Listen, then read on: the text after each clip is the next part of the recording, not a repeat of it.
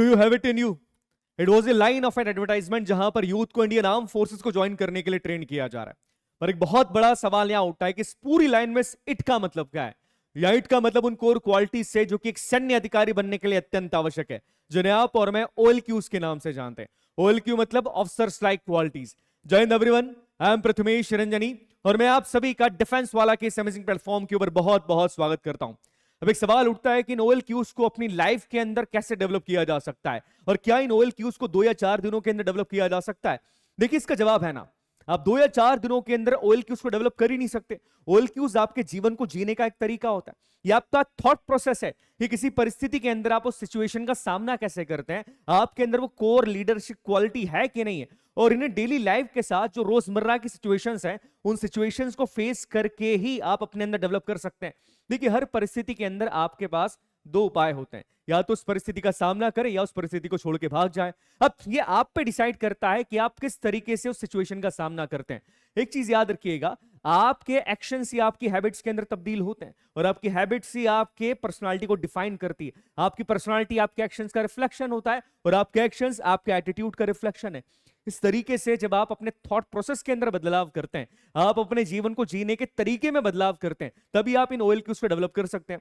आज इस पूरे सेशन के दौरान हम इसी बारे में बात करेंगे कि डेली लाइफ के अंदर वो क्या चीजें हैं और किस तरीके से आप हर OLQ को अपने डेली लाइफ के अंदर डेवलप कर सकते हैं। इससे पहले मैं एक छोटी सी बात आपसे कहना चाहूंगा। संस्कृत का एक बहुत अच्छा श्लोक है, सर्वे कर्म वंशा वयम। सारी चीजें दुनिया में हैं, वो सब के सब कर्म के अधीन होती है। हम जो भी करते हैं, हम जैसा भी सोचते हैं, हम जिस तरह के आज हैं, वो हमारे कर्मों का परिणाम है, हमारे कर्मों का फल है, और हमारे जो पास्ट के एक्शंस हैं, आज हम वैसे ही होते हैं। ये बात SSB के ऊपर भी लागू होती है कि आप अगर अपने अंदर वो कोर क्वालिटीज डेवलप करना चाहते हैं, तो आपको वैसे कर्म करने पड़ेंगे, आपको वैसे एक्शंस करने पड़ेंगे। आप अपने ऊपर, चेहरे के ऊपर एक मास्क लगा के नहीं जा सकते कि सर मेरे अंदर एक क्वालिटीज है, और आपको लगता है कि SSB के अंदर आप जाएंगे और TAT बहुत अच्छा लिख देंगे, SRT बहुत अच्छा लिख देंगे, और आप की वो कोर क्वालिटीज जो है आप उसको बनावटी तौर पे दिखा सकते हैं। ऐसा नहीं होता है। याद रखिएगा, आप अपने कर्मों के ऊपर ध्यान दीजिए, आपके एक्शंस ही आपकी क्वालिटीज को डेवलप करेंगे। इस चीज को याद रखिएगा, आपके एक्शंस ही आपके थॉट प्रोसेस को डिफ्लेक्ट करते हैं। आपका जो एक्शन है वही दिखाता है कि साहब आप सोचते किस तरीके से। तो सीधी बात है, आपको अपने एक्शंस के अंदर बदलाव लाना पड़ेगा, आपको अपने बिहेवियर के अंदर बदलाव लाना पड़ेगा, आपको अपने कंफर्ट जोन को छोड़ना पड़ेगा, तब जाकर आप अपने अंदर इन OLQs को डेवलप कर सकते हैं। पर यहां पर एक बहुत बड़ी समस्या है, हमारा जो इंसानी दिमाग है कहीं ना कहीं वो बदलाव के लिए नहीं बना है। बदलाव से जब भी हमारा सामना होता है, हम उस कंफर्ट जोन को याद करते हैं। तो आपको अगर अपने अंदर बदलाव लेकर आना है, तो आपको उस कंफर्ट जोन को छोड़ना पड़ेगा, आपको अपने अंदर की उन खराब चीजों को हटाना पड़ेगा जो आपकी इन कोर क्वालिटीज को कहीं ना कहीं डिमिनिश करती जा रही, छोटी करती जा रही है। तो चलिए हम समझते हैं कि वो कोर क्वालिटीज क्या क्या है और कैसे आप डेवलप कर सकते हैं। अगर शुरुआत में बात की जाए कि इन 15 ऑफिसर्स लाइक क्वालिटीज के बारे में, तो इन 15 ऑफिसर्स लाइक क्वालिटीज को 4 फैक्टर्स के अंदर डिफाइन किया जाता है। पहला फैक्टर आपका होता है प्लानिंग एंड ऑर्गेनाइजेशन, जो कि आपका माइंड फैक्टर होता है, जिसमें effective intelligence, reasoning ability, organising ability, power of expression आता है। दूसरा फैक्टर होता है आपका सोशल एडजस्टमेंट, जो कि आपके हार्ट को दर्शाता है। इसमें आएगा social adaptability, cooperation, sense of responsibility. तीसरा फैक्टर जो काफी इंपॉर्टेंट है, that is the social effectiveness, जो कि आपके गट्स को दर्शाता है। इसमें आता है आपका initiative, self confidence, speed of decision, ability to influence the group, और last but not the least liveliness, that means जिंदा दिली। लास्ट फैक्टर आपका यहां पर होता है दैट इज डायनेमिक, जो कि आपके लिम्स को दर्शाता है। इसमें आएगा आपका डिटर्मिनेशन, करेज एंड स्टेमिना। अब ये सारे के सारे जो OLQs हैं, इनको आप डेली लाइफ के अंदर कैसे डेवलप कर सकते हैं, वो कौन कौन सी चीजें जिसको डेली लाइफ में अपना के आप इन OLQs को डेवलप कर सकते हैं, और आज का सेशन इसी बारे में। तो चलिए इस सेशन की शुरुआत करते हैं। सबसे पहले फैक्टर से which is the effective intelligence, कि कैसे आप अपनी लाइफ में इफेक्टिव इंटेलिजेंसी को डेवलप कर सकते हैं। तो the first OLQ factor 1 is the effective intelligence. देखिए, इफेक्टिव इंटेलिजेंसी आपकी जनरल इंटेलिजेंसी से बहुत अलग होती है। इफेक्टिव इंटेलिजेंसी, जिससे नाम से समझ में आ रहा है कि इफेक्टिवली आप किस तरीके से किसी परिस्थिति का सामना करते हैं, किसी भी सिचुएशन को प्रैक्टिकल मैनर के अंदर, और एक प्रैक्टिकल मैनर के साथ साथ लॉजिकल मैनर के अंदर सॉल्व करने की क्षमता को इफेक्टिव इंटेलिजेंसी कहा जाता है। यहां पर आपकी एकेडमिक इंटेलिजेंसी की बात हम नहीं कर रहे हैं। हो सकता है कि कोई बच्चा एकेडमिक इंटेलिजेंसी के अंदर बहुत अच्छा, उसको एकेडमिक नॉलेज बहुत ज्यादा है, बट जब लाइफ में एक रियल लाइफ सिचुएशन आपके सामने आती है, आप किसी ऐसी परिस्थिति के अंदर पड़ते हैं जो कि प्रेशर वाली है, उस टाइम पर कैसे आप अपने नॉलेज को किस तरीके से अप्लाई कर रहे हैं, इफेक्टिवली कैसे अप्लाई कर रहे हैं, सिचुएशन को समझ पा रहे हैं कि नहीं समझ पा रहे हैं, अपनी क्रिटिकल थिंकिंग के द्वारा, अपने लॉजिकल थिंकिंग के द्वारा सामना करने करने की क्षमता किसी सिचुएशन को, उसी को इफेक्टिव इंटेलिजेंसी कहा जाता है। अब इफेक्टिव इंटेलिजेंसी, हालांकि ये नाम सुनने में बड़ा छोटा है, बट ये कई सारे डायमेंशंस के ऊपर निर्भर करता है। जैसे आपका इमोशनल इंटेलिजेंसी, आप उस सिचुएशन के साथ कैसे इमोशनली डील करने वाले, आप अपने इमोशंस पे काबू रख पा रहे हैं कि नहीं, और सामने वाले के इमोशन को समझ रहे हैं कि नहीं, कि परिस्थिति के अंदर कौन सा इमोशन इंडल्ज हो रहा है, उसको समझने की क्षमता भी आपके अंदर होना चाहिए। इसके अलावा एनालिटिकल इंटेलिजेंसी भी इफेक्टिव इंटेलिजेंसी का होता है कि आप परिस्थिति को एनालाइज कर पा रहे हैं कि नहीं कर पा रहे। परिस्थिति का लेवल यहां पर है, आप एनालाइज ही नहीं कर पा रहे, आपको लग रहा है कि नहीं लेवल यहां पर ही, तो उस परिस्थिति को अंडरस्टैंड करने की क्षमता भी इसी के अंदर आती है। इसके अलावा यहां पर अगर हम बात करें कि जो सिचुएशन है, उस सिचुएशन का आप जब सोल्यूशन निकालते हैं, that solution should be in very practical manner. आपका सोल्यूशन एक प्रैक्टिकल, एक क्रिएटिव मैनर के अंदर होना चाहिए, जिसे क्रिएटिव इंटेलिजेंसी के नाम से भी जाना जाता है।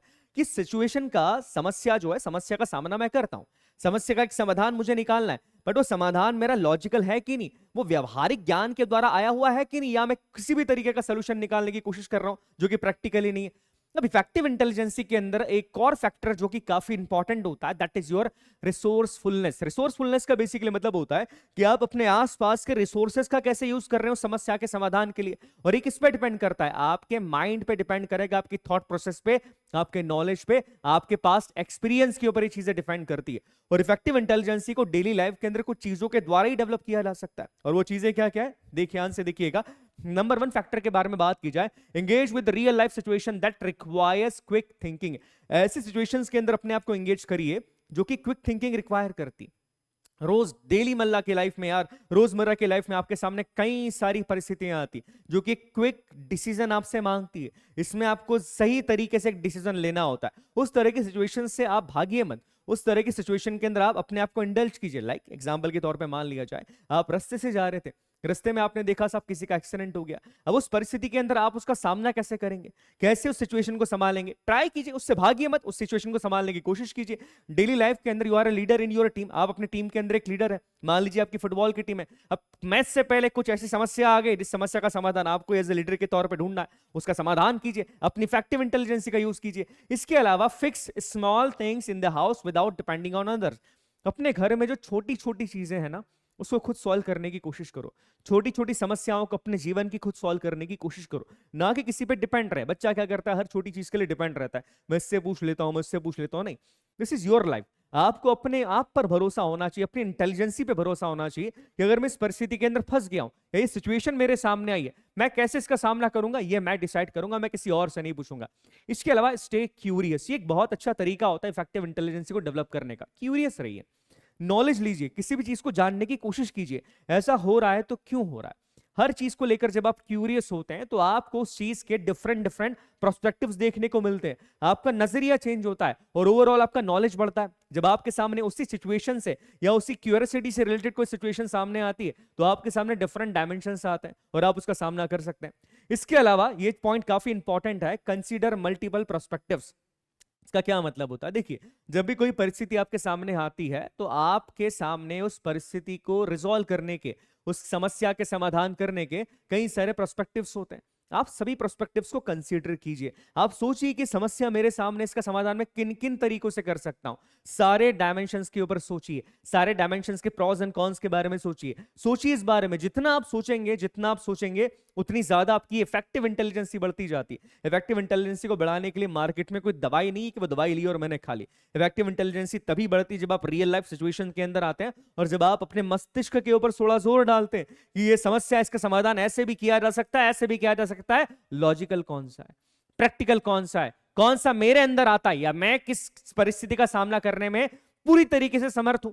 प्रैक्टिकली जब आप समस्या का सामना करते हैं तभी इफेक्टिव इंटेलिजेंसी आपके अंदर धीरे धीरे डेवलप होती है। इसके अलावा learn to prioritise the things. आप चीजों को प्रायोरिटाइज करना सीखिए कि पहले मुझे क्या करना है, इसके बाद मुझे क्या करना है। इफेक्टिवली कि अगर मुझे किसी टास्क को कंप्लीट करना है तो पहले मुझे क्या करना चाहिए, उसके बाद मुझे क्या करना चाहिए। इसी तरीके से आप अपनी इफेक्टिव इंटेलिजेंसी को डेवलप कर सकते हैं। Last but not the least, question assumptions. Question करने की कोशिश कीजिए, ऐसा है तो क्यों है, नो द हाउ, ऐसा है तो क्यों किया जा रहा है, वैसा है तो क्यों हो रहा है। जितना आप सोचेंगे उतनी ही ज्यादा आपकी इफेक्टिव इंटेलिजेंसी बढ़ती जाती है।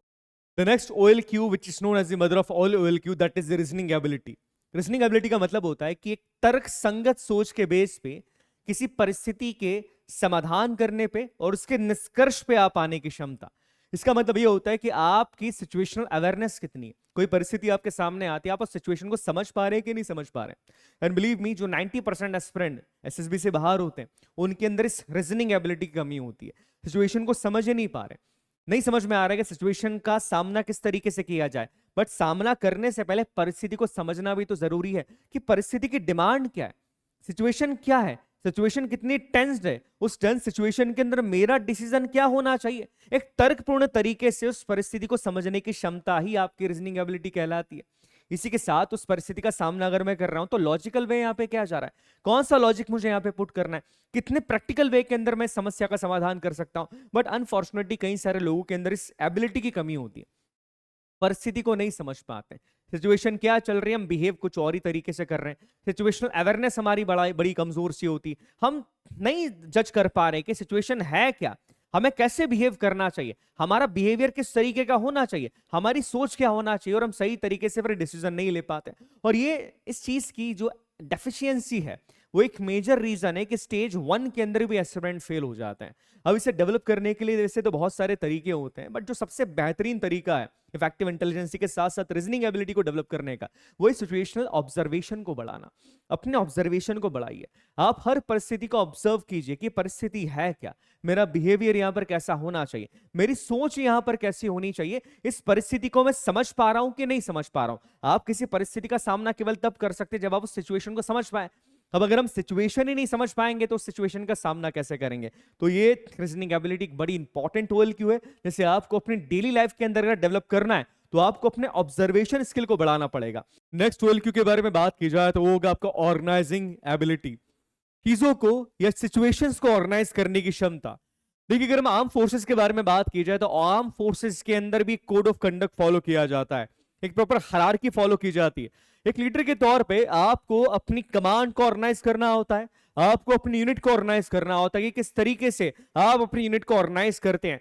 किसी भी प्लान को अगर आपको अंजाम देना है तो आप उस प्लान को तभी अंजाम दे सकते हैं जब आपने सारे स्टेप्स को एक ऑर्गेनाइज वे के अंदर फॉलो किया है। और इसी क्षमता को आपको अपने अंदर डेवलप करना होगा। इसे डेवलप करने का सबसे शानदार और सबसे बेहतरीन तरीका यह होता है कि आप अपने आप को ऑर्गेनाइज करना सीखे सबसे पहले। बाकी चीजें बात की बात है, क्या हम अपने आप को ऑर्गेनाइज कर पा रहे, क्या हम खुद एक ऑर्गेनाइज वे के अंदर अपनी लाइफ को जीते हैं। तो सबसे पहले इस चीज को इंश्योर कीजिएगा कि क्या आप अपने आप को ऑर्गेनाइज कर पाते हैं। और अपने आप को ऑर्गेनाइज करने के लिए आपको अपने बिहेवियर के अंदर बदलाव लेकर आना पड़ेगा। इसके अलावा कई और ऐसी चीजें जो डेली लाइफ के अंदर आप अप्लाई करके इस क्षमता को या इस OLQ को अपनी लाइफ के अंदर लेकर आ सकते हैं। सबसे पहली चीज that is plan your day. सुबह उठते ही आप अपने पूरे दिन को प्लान कीजिए कि सबसे पहले मुझे क्या करना है, फिर मैं क्या करूंगा, फिर मैं क्या करूंगा। जब आप अपने पूरे दिन को प्लान कर लेते हैं तो ये आपकी एक ऑर्गेनाइजिंग एबिलिटी को दर्शाता है, ये दिखाता है कि आप अपने पूरे दिन को प्लान्ड वे के अंदर, एक ऑर्गेनाइज वे के अंदर कंप्लीट करते हैं। उसके बाद आप टाइम ब्लॉक्स का यूज कीजिए, जैसा कि यहां पर लिखा है कि you have to use the time blocks. Time blocks को यूज करने का मतलब होता है कि आप एक टाइम फ्रेम डिसाइड कीजिए कि इतने समय के अंदर मैं अपना एक टास्क कंप्लीट कर लूंगा। फॉर एग्जाम्पल बात की जाए, आपने पूरे दिन के अंदर 5 टास्क डिसाइड करें। अब एक टाइम फ्रेम आपको डिसाइड करनी पड़ेगी कि एक टास्क को करने के लिए मैं 2 घंटे लूंगा, इसके लिए मैं 3 घंटे लूंगा, इसके लिए मैं 4 घंटे लूंगा। इस तरीके से आप टाइम को भी मैनेज कर पाएंगे, बिकॉज ऑर्गेनाइजिंग एबिलिटी के अंदर आपका टाइम मैनेजमेंट भी आता है। तीसरा और एक काफी इंपॉर्टेंट प्रैक्टिकल तरीका यह होता है कि रियल या डेली लाइफ के अंदर आप इवेंट्स को ऑर्गेनाइज कीजिए। लाइक आपके स्कूल के अंदर कोई फंक्शन हो रहा है, आप उस फंक्शन को ऑर्गेनाइज कीजिए। आपके कॉलेज के अंदर कोई फंक्शन है, उस फंक्शन को ऑर्गेनाइज कीजिए। जब आप चीजों को ऑर्गेनाइज करने की कोशिश करते हैं, आप ऐसे रियल लाइफ सिचुएशंस के अंदर जाएंगे तो आपको समझ में आएगा कि जब आप किसी चीज को ऑर्गेनाइज करने की कोशिश करते हैं तो किस तरह की समस्याओं का सामना आपको करना पड़ता है। कई बार ऐसा होता है कि आपने प्लान कुछ और किया है बट चीजें अब कुछ और हो गई है, तो you have to always ready for the plan B. हमेशा प्लान बी के लिए तैयार रहिए। इसी को लेकर एक चीज यहां पर लिखिए that you have to prepare in the advance. Advance के अंदर प्रिपेयर रहिए कि अगर ये चीज यहां पर फेल हो गई, ये चीज यहां पर फेल हो गई तो मेरा प्लान बी क्या होने वाला है। और यही चीजें आपको आएगी अपने एक्सपीरियंस के द्वारा। इसके अलावा बी फ्लेक्सिबल यट स्ट्रक्चर। इसका क्या मतलब है, हो सकता है कि जब आप अपने डे को प्लान कर रहे हैं या आप किसी चीज को ऑर्गेनाइज कर रहे हैं तो हो सकता है कि आपको किसी चीज को करने में कुछ समय ज्यादा लग रहा है। जिस काम को करने में आपको लगा था कि 3 घंटे लगेंगे, उसी काम को करने में आपको 5 घंटे लग गए। अब इसका मतलब ये नहीं होता है कि आप 5 घंटे नहीं लगाएं और उस काम को टाल दे, कहें कि सर अब ये काम मैं कर ही नहीं रहा हूं, इसमें तो बड़े ज्यादा समय लग रहा। नहीं, आपको अपने उस पूरे ऑर्गेनाइजिंग एबिलिटी के अंदर जो भी चीजें आपने प्लान करी है, आपको उसको प्रॉपर तरीके से सोचना है। साथ ही साथ आपको फ्लेक्सिबल भी रहना है। फ्लेक्सिबल का मतलब है ठीक है, अगर 3 की जगह 5 घंटे लग रहे हैं, दैट्स फाइन, पर इसका मतलब ये नहीं कि आप अपने स्ट्रक्चर को खो दें, आप अगला काम करें ही ना, या आप दूसरे काम को टाल दें। इसलिए यहां पर लिखा है be flexible yet structure. Flexible रहिए टाइमिंग को लेकर, अपने काम को लेकर, बट स्ट्रक्चर रहिए। आपको किसी भी प्लान को मिस नहीं करना है, किसी भी पॉइंट को आप यहां पर मिस नहीं करना है। इसके अलावा रिफ्लेक्ट एंड इंप्रूव, ये सबसे इंपॉर्टेंट पॉइंट मैं मानता हूं। देखिए, अपने एक्सपीरियंस के अंदर हम कई सारी गलतियां भी करते हैं। जब हम किसी काम को करते हैं तभी तो हम गलतियां करते हैं। उन गलतियों से सीखिए, इंप्रूव कीजिए। देखिए कि अगर मैंने चीज प्लान करी थी, आज का दिन मैंने प्लान करा, तो यहां पर मैंने मिस्टेक करी, यहां पर मैंने इस काम को करने के लिए 3 ही घंटे दिए बट मुझे 4 घंटे लग गए, यहां पर मैंने इस काम को करने के लिए 2 घंटे दिए बट मुझे 3 घंटे लग गए। इस तरीके से जब आप अपनी मिस्टेक्स को समझते हैं और समझने के बाद जब दूसरी बार उसको इंप्लीमेंट करते हैं, तो चीजें सही हो जाती है। तो इस तरीके से आप अपनी ऑर्गेनाइजिंग एबिलिटी को इंप्रूव कर सकते हैं। नेक्स्ट OLQ के बारे में बात की जाए, that is your power of expression, जो कि एक लीडर के लिए सबसे इंपॉर्टेंट OLQ है। एक लीडर के तौर पे आपको अपनी बातों को समझाना आना चाहिए। आपका पावर ऑफ एक्सप्रेशन बहुत मजबूत होना चाहिए, बिकॉज एक लीडर के तौर पे आपके जीवन में रोज ऐसे क्षण आएंगे जब आपको अपनी बातों को समझाना पड़ेगा। आप किसी प्लान को समझाना चाहते हैं, आप किसी स्ट्रक्चर को समझाना चाहते हैं, आप अपने साथियों के साथ कम्युनिकेट करना चाहते हैं। आपका पावर ऑफ एक्सप्रेशन बड़ा मजबूत होना चाहिए कि आप किस तरीके से लोगों को इन्फ्लुएंस कर पा रहे हैं कि नहीं कर पा रहे, आप अपनी बातों के द्वारा एक तर्कसंगत वे के अंदर चीजों को समझा पा रहे हैं कि नहीं समझा पा रहे। बट आज के समय में स्टेज 1 के फेलियर की अगर मैं रीजन के बारे में बात करूं, तो पावर ऑफ एक्सप्रेशन एक बहुत बड़ा रीजन है। और इसका रीजन होता है कि इंग्लिश का कमजोर होना या अपनी बातों को सही तरीके से ना कह पाना। अपने पावर ऑफ एक्सप्रेशन को बढ़ाने के लिए वैसे तो काफी सारे तरीके होते हैं जो आपने कई बार सुने होंगे, कि आपको न्यूज़पेपर रीड करना चाहिए, आपको कांच के सामने खड़े होकर बात करना चाहिए, आपको लोगों से कम्युनिकेट करना चाहिए। जी हाँ, ये बेसिक वे हैं जिसके द्वारा आप अपने पावर ऑफ एक्सप्रेशन को बढ़ा सकते हैं। बट इसके अलावा भी कई ऐसे तरीके होते हैं जिसके द्वारा आप अपने इस OLQ को बढ़ा सकते हैं, जिसमें सबसे बेहतरीन तरीका होता है कि आप जितनी भी चीजें सोचते हैं, आप एक काम कीजिए, आप रोज शाम को एक पेज के अंदर उन चीजों को लिखना शुरू कर दीजिए। आप अपने थॉट्स को एक कागज के ऊपर उतारना शुरू कर दीजिए। इससे फायदा ये होगा कि आपकी वोकैब भी अच्छी होती जाती है, आपको समझ में आता है कि किस जगह पर मुझे किस शब्द का यूज करना है। एक एग्जांपल मैं आपको देता हूं। मान लीजिए आपने मॉर्निंग के अंदर पेपर पढ़ा, पेपर आपने रीड करा, पेपर से आपने 10 नए वोकैब्स निकाले। अब इन 10 नए वोकैब्स को शाम को जब आप किसी चीज को लिख रहे हैं, कागज के अंदर जब आप अपने थॉट्स को लिख रहे हैं, किसी न्यूज के बारे में आप बात कर रहे हैं या कोई इंटरनेशनल मुद्दा है उसके बारे में आप लिख रहे हैं, अपने विचार खुद के लिख रहे हैं, तो आप उन 10 वर्ड्स को आप उस पॉइंट के अंदर या उस कागज के अंदर उस समय यूज कर सकते हैं। इससे फायदा क्या होगा, आपकी वोकैब भी अच्छी हो जाएगी और आपका एक थॉट प्रोसेस बढ़ता है। याद रखिएगा, वोकैब अच्छा करने के लिए केवल बोलना ही आवश्यक नहीं होता है, आपको अपने थॉट को भी इंप्रूव करना होता है। आप जब अच्छा सोचेंगे तभी तो आप अच्छी इंग्लिश बोल पाएंगे। और थॉट को इंप्रूव करने का एक बढ़िया तरीका यह होता है कि एटलीस्ट आप रोज शाम को एक पेज इंग्लिश का लिखना शुरू कर दीजिएगा। दूसरी चीज जो काफी इंपॉर्टेंट है बट कई बार इसे अवॉइड किया जाता है, that is listen actively. Actively listen कीजिए। अगर आपको एक अच्छा वक्ता बनना है तो आपको एक अच्छा श्रोता बनना पड़ेगा। लोगों को सुनिए। आप न्यूज़पेपर को पढ़ते हैं, that is totally fine, but मैं आपको एक सजेशन दूंगा कि आप इंग्लिश न्यूज़ को भी सुनिए।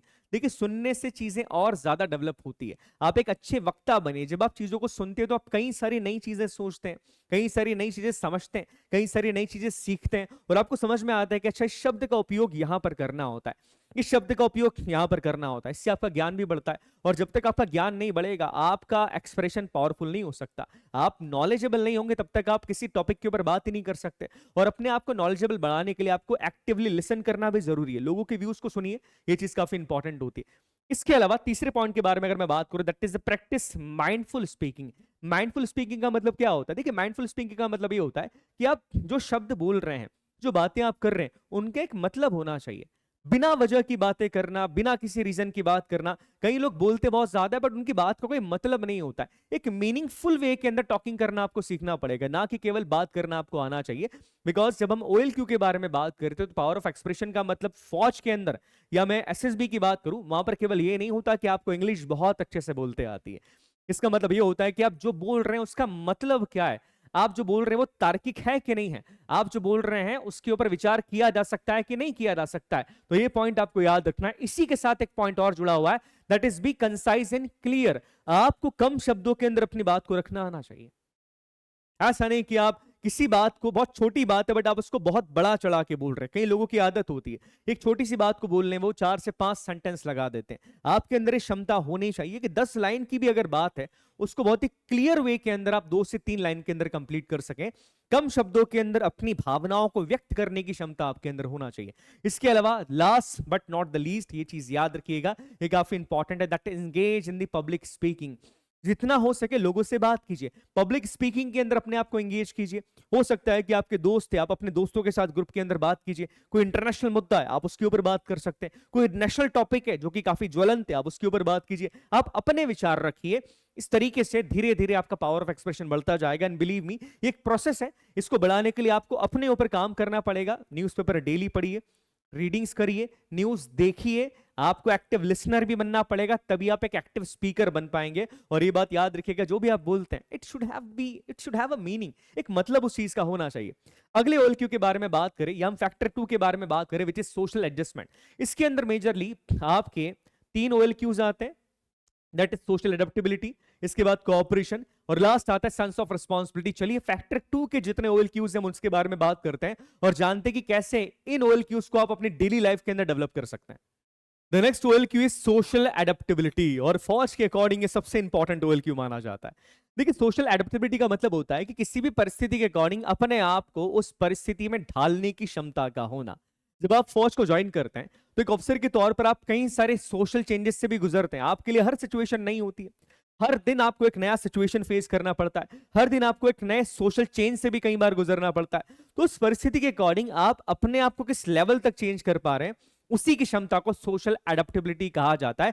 ये किसी नई परिस्थिति के अंदर जब आप जाते हैं तो उस परिस्थिति के अंदर या उस सिचुएशन के अंदर या उस सिनेरियो के अंदर आप कितना घुल मिल जाते हैं, यही चीज आपकी क्षमता को दर्शाता है। अब इसे बढ़ाने के लिए वैसे तो कई काम किए जा सकते हैं, बट देखिए सबसे पहला काम है you have to be open up. आपको ओपन अप होना पड़ेगा।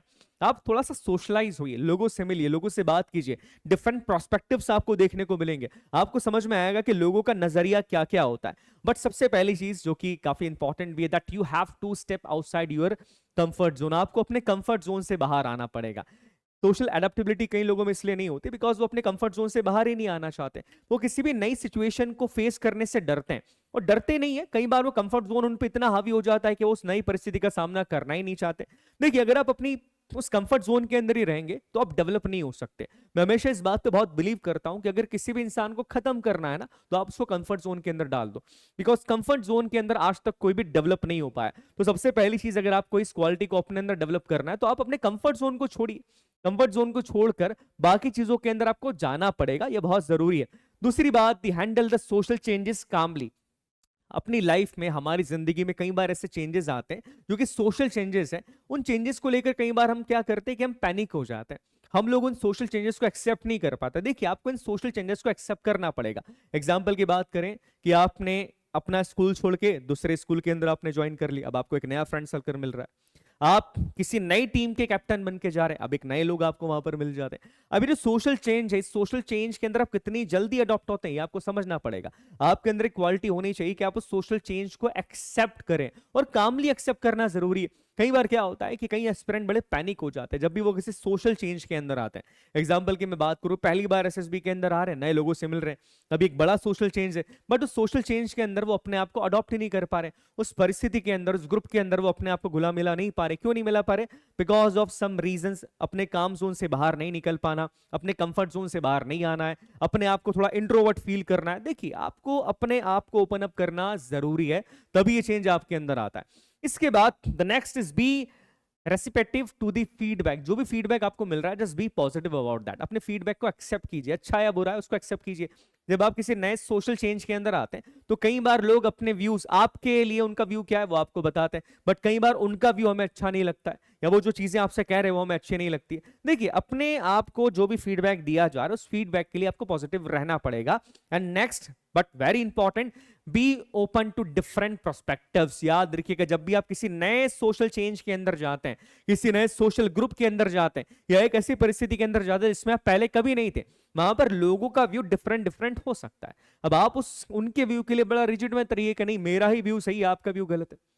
डिफरेंट डिफरेंट जितने भी प्रोस्पेक्टिव्स हैं उनके लिए ओपन रहिए, बातों को सुनिए, समझिए कि सामने वाले का प्रोस्पेक्टिव क्या है, इसका प्रोस्पेक्टिव क्या है। देखिए, एक्सेप्टेंस तभी आपको मिलेगा किसी ग्रुप के अंदर जब आप वहां के लोगों की रिस्पेक्ट करेंगे, जब आप उनके व्यूज की रिस्पेक्ट करेंगे। तो ये करना आपको सीखना पड़ेगा। किसी नई जगह पर आप जा रहे हैं, आपने एक नई कोचिंग ज्वाइन करी है, आपने एक नया ग्रुप ज्वाइन करा है, वहां पर आप अपने व्यूज को सुप्रीम मत रखिए कि जो मैं बोल रहा हूं वही सही है।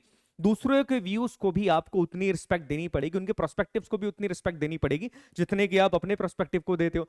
तब जाकर ही आप उस सिचुएशन में अपने आप को अडॉप्ट कर पाओगे, घुला मिला पाओगे, और लोगों का ट्रस्ट आपके ऊपर तभी आता है। इसके अलावा नेक्स्ट पॉइंट के बारे में बात करें, दैट इज सेल्फ रिफ्लेक्शन। इस पॉइंट पे मैं बड़ा बिलीव करता हूं, प्रैक्टिकली या मैं अपने एक्सपीरियंस के साथ बोलूं तो ये पॉइंट सबसे इंपॉर्टेंट होता है।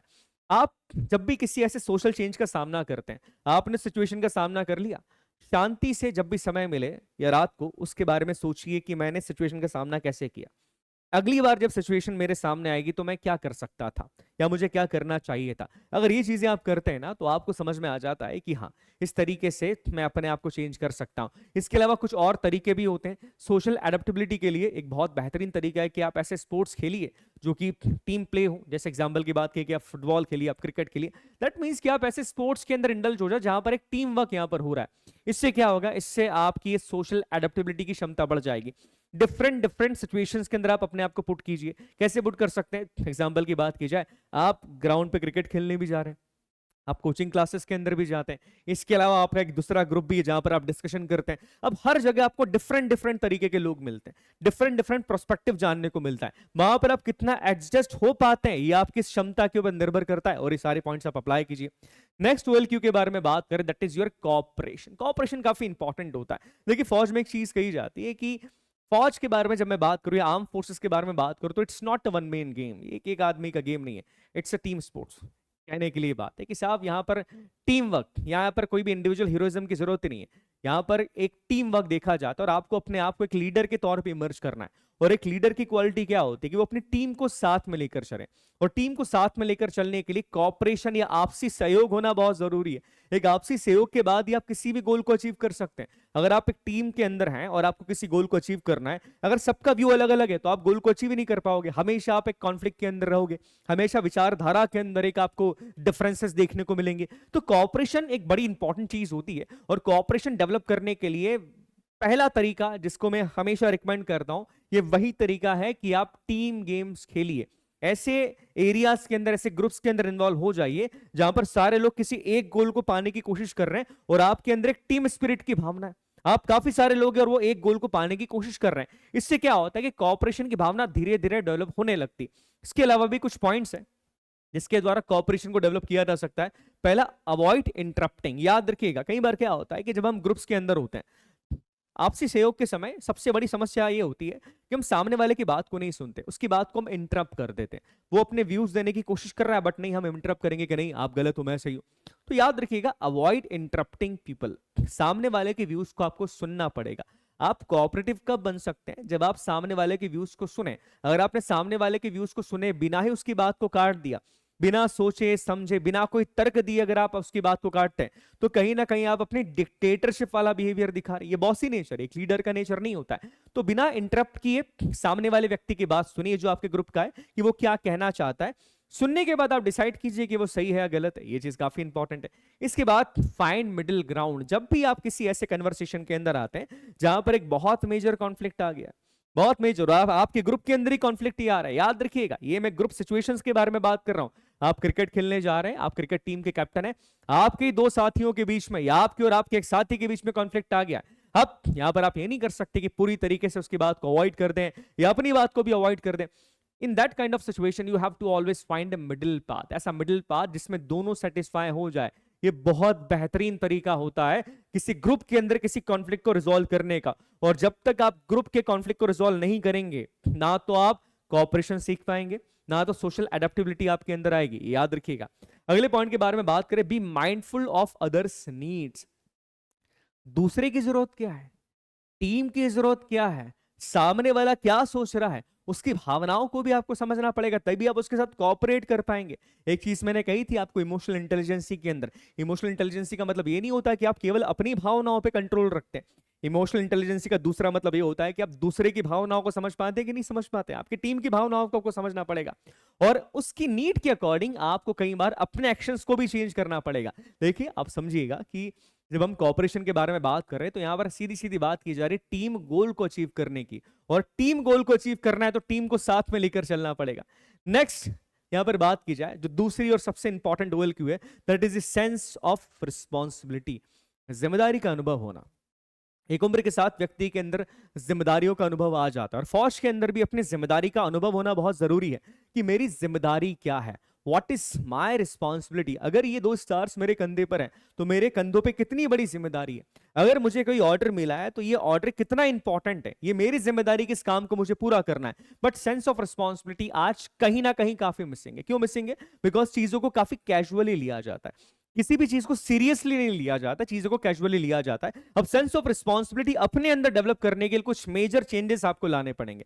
सबसे पहली चीज जो सबसे इंपॉर्टेंट मैं मानता हूं, don't show casualness in daily life. Daily life के अंदर आप जो काम करते हैं, जो भी काम आपको है, चाहे वो काम आपके पेरेंट्स ने आपको दिया है, चाहे आपके टीचर ने आपको होमवर्क करने के लिए कहा है, चाहे आपके पिताजी ने आपको मार्केट किसी सामान को लाने के लिए भेजा है, या चाहे आपके फ्रेंड ने आप पे भरोसा करके कोई चीज आपको दी है, किसी भी काम को करने में कैजुअलनेस शो नहीं करना है। ये पॉइंट याद रखिए। आपने अगर कोई जिम्मेदारी ली है या आपको कोई जिम्मेदारी दी जा रही है तो आपको एनी हाउ उसको प्रूव करना पड़ेगा, आपको एनी हाउ उस जिम्मेदारी को कंप्लीट करना है। वो कहा जाता है ना, टास्क टेकन टास्क डन। कोई काम लिया है तो मैं उसको पूरा करूंगा इसे। तो जो डेली लाइफ के अंदर आपके काम है उसमें कैजुअलनेस शो मत कीजिए। क्लासेस अटेंड करनी, कैजुअलनेस आपने शो कर दी। टीचर को हमको होमवर्क दिखाना है, उसमें अंदर हमने कैजुअलनेस शो कर दी। सिस्टर को लेने जाना है, उसके अंदर कैजुअलनेस शो कर दी कि नहीं सर मैं तो नहीं जा रहा। ये आपकी जिम्मेदारी है और जिम्मेदारी आपको दी गई है, इस जिम्मेदारी को आपको ही उठाना पड़ेगा, और बिना किसी कैजुअलनेस के जिम्मेदारी को उठाने की क्षमता आपके अंदर होना चाहिए, तभी जाके सेंस ऑफ रिस्पॉन्सिबिलिटी डेवलप होगी। इसके बाद सेट बाउंड्रीज। आप अपनी बाउंड्रीज सेट कीजिए। बाउंड्रीज का मतलब क्या होता है? एक विद्यार्थी के तौर पे मेरी जिम्मेदारी ये है तो मैं इस बाउंड्री को क्रॉस नहीं कर सकता। मेरी बात समझ रहे होंगे। एक पिता के तौर पर मेरी जिम्मेदारी ये तो मैं इस बाउंड्री को क्रॉस नहीं कर सकता। एक फौजी के तौर पे दिस इज माय रिस्पॉन्सिबिलिटी और मैं ये वाली बाउंड्री को तो क्रॉस नहीं कर सकता। Set your own principles. आपके ये सारे प्रिंसिपल्स आपकी इन रिस्पॉन्सिबिलिटीज को हमेशा आपको याद दिलाएंगे और आपको अपनी रिस्पॉन्सिबिलिटीज से भटकने नहीं देंगे। तो set boundaries in your own life. अपनी बाउंड्रीज सेट करो और इन बाउंड्रीज से बाहर मत जाओ। देखिएगा ये सेंस ऑफ रिस्पॉन्सिबिलिटी धीरे धीरे डेवलप होना शुरू हो जाएगी। इसके बाद वॉलेंटियर और हेल्प अदर्स। ये काफी इंपॉर्टेंट चीज होती है। देखिए आपकी जो जिम्मेदारी है वो केवल आपके परिवार के प्रति नहीं होती या अपने प्रति नहीं होती, आपकी जिम्मेदारी अपने समाज के प्रति भी होती है। समाज के अंदर अगर आपको कोई चीज दिख रही है, फॉर एग्जाम्पल अगर मैं बात करूं कि आप रास्ते से जा रहे हैं और सडनली किसी का एक्सीडेंट हो जाता है या कोई व्यक्ति आपसे रास्ता पूछ रहा है, take it as a responsibility. वो भी आपकी जिम्मेदारी है, उसको भी आप एक जिम्मेदारी की तरह लीजिए। वॉलेंटियर लोगों की हेल्प कीजिए, दूसरों की मदद कीजिए। ये भी एक सेंस ऑफ रिस्पॉन्सिबिलिटी डेवलप करने में मदद करती है। एक अनुभव अंदर से आता है कि हाँ जिस समाज के अंदर मैं रहता हूं उस समाज के लिए भी मेरी ये जिम्मेदारी। और ये चीजें जब आती है ना तब जाके OLQs डेवलप होते हैं। अदरवाइज अगर मैं सोचूं कि केवल मैं अपनी जिम्मेदारी का अनुभव करना सीख जाऊं तो इससे नहीं फर्क पड़ेगा। आप जब फोर्सेस को ज्वाइन करते हैं वहां पर आप पूरी राष्ट्र की जिम्मेदारी ले रहे हैं, पूरे राष्ट्र की रक्षा की जिम्मेदारी आपके ऊपर है। तो राष्ट्र के अंदर सोसाइटी भी आती है, तो सोसाइटी की रिस्पॉन्सिबिलिटी भी आपको अभी से सीखनी पड़ेगी। Next, take care of personal responsibilities. आप अपनी पर्सनल रिस्पॉन्सिबिलिटीज को खुद टेक केयर करना सीखिए। एग्जाम्पल की बात करूं मैं, आपकी फाइनेंशियल रिस्पॉन्सिबिलिटीज। छोटी छोटी बात के लिए माता पिता पर डिपेंड मत रहिए। बच्चों को पढ़ाना स्टार्ट कीजिए, किसी ना किसी तरीके से अर्निंग करना स्टार्ट कीजिए। ये जरूरी है। अगर आप ग्रेजुएशन के अंदर हैं या अगर आप 12th पास भी हो चुके हैं तो ये आपकी जिम्मेदारी की किसी ना किसी करके मैं एटलीस्ट अपनी जिम्मेदारियां उठाऊं। मेरे जो खर्चे, मेरी जो रिस्पॉन्सिबिलिटीज है एटलीस्ट मैं उनको उठाना शुरू कर दूं। इससे क्या होगा, एक जिम्मेदारी का अनुभव आपको होता है कि देखिए ये चीज मेरी है, ये जिम्मेदारी मेरी है परिवार के अंदर, इस जिम्मेदारी का मुझे ही उठाना पड़ेगा। तो अपनी जिम्मेदारी उठाना शुरू कर दो, ये sense of responsibility automatically develop हो जाएगी। Next, consider how your actions affect others. ये भी देखना है। देखिए सेंस ऑफ रिस्पॉन्सिबिलिटी के अंदर ये नहीं आता कि केवल आपने अपनी जिम्मेदारी निभा दी। आपकी एक जिम्मेदारी ये भी होती है कि आपके जो एक्शंस है आपने लिए हैं वो दूसरों पे कैसे रिफ्लेक्ट करते हैं, दूसरों पे आपके एक्शंस का क्या प्रभाव पड़ रहा है। आपके एक्शंस का प्रभाव पूरे समाज के ऊपर पड़ता है, अपने परिवार के ऊपर पड़ता है, अपने भाई बहनों के ऊपर पड़ता है। अब उनके ऊपर प्रभाव क्या पड़ रहा है, ये रिस्पॉन्सिबिलिटी भी तुम्हारी है कि उनके ऊपर बुरा प्रभाव ना पड़े। आज अगर आप एक एक्शन लेते हैं, मान लीजिए परिवार घर के अंदर एक एक्शन लेते हैं कि आप रात को 12 से 1 बजे लौटते हैं दोस्तों के साथ घूम फिर के, अब इस एक्शन का प्रभाव आपके परिवार पे क्या पड़ रहा है, आपके छोटे भाई पे क्या पड़ रहा है, आपकी छोटी बहन पे क्या पड़ रहा है, ये जानने की जिम्मेदारी भी तो आपकी है, रिस्पॉन्सिबिलिटी भी आपकी है, तो ये ध्यान रखिएगा। इसके अलावा बी अकाउंटेबल, ये भी सेंस ऑफ रिस्पॉन्सिबिलिटी का बहुत बड़ा पर्सपेक्टिव होता है। Be accountable for your actions, आपने जो भी एक्शंस लिए हैं अगर आप उसके लिए रिस्पॉन्सिबल है, just be accountable, just accept your failure. तो ये कुछ चीजें जिसके द्वारा आप अपनी सेंस ऑफ रिस्पॉन्सिबिलिटी को बिल्ड कर सकते हैं। नेक्स्ट फैक्टर के बारे में बात करें, दैट इज सोशल इफेक्टिवनेस। इसके अंदर जो कोर क्वालिटीज आती हैं, these are the initiative, self confidence, next speed of decision, ability to influence the group and the liveliness. चलिए अब हम फैक्टर 3 की जो 5 कोर क्वालिटीज हैं उसके बारे में बात करते हैं। The next OLQ is initiative. Initiative का मतलब क्या होता है, पहल करने की क्षमता आपके अंदर होनी चाहिए। किसी काम को स्टार्ट करने का करेज आपके अंदर होना चाहिए कि हाँ, I am going to do that work, कि ये काम अब मैं शुरू करूंगा और सबसे पहले मैं करने की कोशिश करूंगा। देखिए कई बार क्या होता है हमारी लाइफ के अंदर भी कि सबसे इंपॉर्टेंट चीज लाइफ में क्या होती है, किसी भी काम को करने के लिए, किसी भी गोल को अचीव करना है, सबसे इंपॉर्टेंट चीज होती है पहला स्टेप रखना, पहला कदम रखना सबसे मुश्किल होता है। अगर आपने पहला कदम रख दिया उसके बाद चीजें आसान हो जाती। बट कई लोगों के अंदर ये इनिशिएटिव लेने की क्षमता नहीं होती है, यानी भी सामने खड़ा है डिसीजन लेना, इनिशिएटिव ले के नहीं ले, क्षमता कई बार ऑफिसर्स के अंदर तो होती है बट एक नॉर्मल आदमी के अंदर कई बार ये क्षमता नहीं होती। तो ये ओएल क्यू आपके अंदर होना चाहिए। इनिशिएटिव इस ओएल क्यू को डेवलप करने के लिए याद रखिएगा, you need to understand that you have to grab the opportunity. कई लोग ये सोचते हैं कि जब वो अपॉर्चुनिटी मिलेगी तब मैं उसको ग्रैब कर लूंगा, नहीं, try to grab the opportunity. आपको पहल करनी पड़ेगी। कोई काम आप करना चाहते हैं, किसी चीज को आप अचीव करना चाहते हैं, आपको पहला स्टार्ट तो लेना पड़ेगा। Try to grab that opportunity. आप चाहते हैं कि यार मुझे ये चीज करनी है, मुझे ये काम करना है, अरे तो अपॉर्चुनिटी मिल रही है, उसको जाके ग्रैब करो, अपना इनिशिएटिव लो, पहला कदम आगे बढ़ाओ। तो ये चीजें काफी इंपॉर्टेंट होता है कि इनिशिएटिव लेना यहाँ पर काफी ज्यादा इंपॉर्टेंट है। एग्जाम्पल की बात करें, टीचर ने पूछा है क्लास के अंदर किसी पॉइंट के ऊपर कि बच्चों आपका व्यू क्या है। कई बच्चे, उनका व्यू उनको पता है कि this is my view, but वो घबराते हैं, इनिशिएटिव नहीं ले पाते। उसके बाद कोई दूसरा बच्चा जब अपना व्यू बताता है तो वो सोचते हैं कि अच्छा ये व्यू तो मेरा भी था, काश मैं बता देता। उसके बाद केवल पछतावा होता है। सेम चीज लाइफ के अंदर भी होती है कि आपको इनिशिएटिव लेना पड़ेगा। You have to believe on your guts, अपने गट्स पे बिलीव कीजिए और इनिशिएटिव लीजिए, बिकॉज इनिशिएटिव लेना आपके कॉन्फिडेंस को दर्शाता है। जिसमें कॉन्फिडेंस है वही इनिशिएटिव ले पाएगा। एसएसबी की बात की जाए, ग्रुप डिस्कशन के दौरान कई एस्पिरेंट इनिशिएटिव नहीं ले पाते। स्टेज 1 के जीडी के बारे में बात कर रहा हूं, इनिशिएटिव नहीं ले पा रहे। क्यों नहीं ले पा रहे? Because they are not confidence. दूसरी बात इनिशिएटिव के लिए सबसे important, take first step when needed. जहां पर भी आपको लगता है कि यहां पर मुझे कदम उठाना चाहिए, वहां पर कदम उठाओ। लगता है यहां इंटरवेन करना चाहिए, वहां पर इंटरवेन करो। लगता है यहां पर मुझे बोलना चाहिए, वहां पर बोलना सीखो। समझिए, ये इनिशिएटिव लेने की क्षमता ऐसी आपके अंदर आती। आपको लग रहा है अब समथिंग, कुछ गलत चीज आपके सामने हो रही है, आपके सामने गलत चीज हो रही है, बट आप चुपचाप बैठे हो। लगता है कि नहीं ये मेरी रिस्पॉन्सिबिलिटी का है। आपको लग भी रहा है कि ये गलत हो रहा है, बट आपके अंदर वो करेज नहीं है कि मैं आगे जाके बोलूं कि ये गलत हो रहा नहीं।